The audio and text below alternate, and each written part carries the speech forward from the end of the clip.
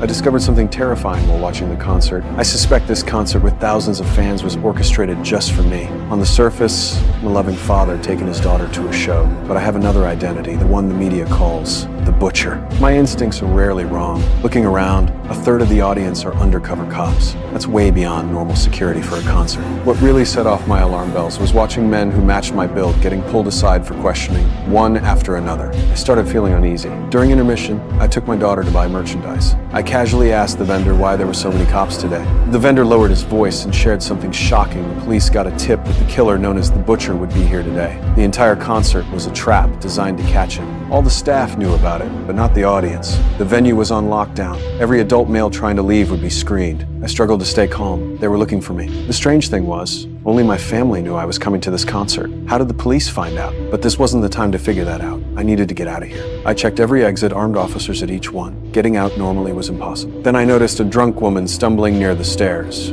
I walked over quietly and gave her a gentle push. She tumbled down the stairs. The crowd immediately swarmed around her, drawing the two cops guarding the exit away. I grabbed my daughter's hand to slip out, but new officers immediately filled the gap. No choice but to return to our seats. The singer on stage was introducing a special guest. I spotted the hidden passage for the guest entrance. That lift platform could be my chance. I told my daughter I wanted to check under the platform, maybe there'd be a surprise. But she was completely focused on her idol and didn't understand what I meant. While I hesitated, the platform entrance closed. I'd missed my opportunity. I couldn't wait any longer. I told my daughter I needed to use the bathroom, then found that vendor again. While chatting, I noticed his badge could open venue doors. When he went to the warehouse for supplies, I quietly took his badge. As we kept talking, I extracted another crucial piece of information to avoid arresting their own people by mistake. The police had given all staff a code phrase. Acting curious, I asked what it was. The vendor, completely unsuspecting, told me, "Curtain call performance." With the badge and code phrase, I slipped into the employee area backstage. I immediately saw armed personnel in a meeting, discussing the capture plan. I pretended to get coffee,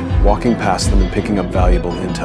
On my way out, I grabbed a radio. Back with my daughter, I used the radio to monitor police communications. They were describing the suspect, white male, 30 to 40 years old, rabbit tattoo on his right arm. I glanced at the tattoo on my arm and immediately grabbed something to cover it. After studying the venue map, I found a fire alarm in a surveillance blind spot. I told my daughter I'd lost my credit card and needed to look for it. My plan was to trigger the fire alarm and escape in the chaos, but the police had already anticipated my move. He's realized he can't get out. He's going to use the chaos of 20,000 people to get by us. He's going to make a bomb call to police or set off a fire alarm. When that happens, only women and children are let through.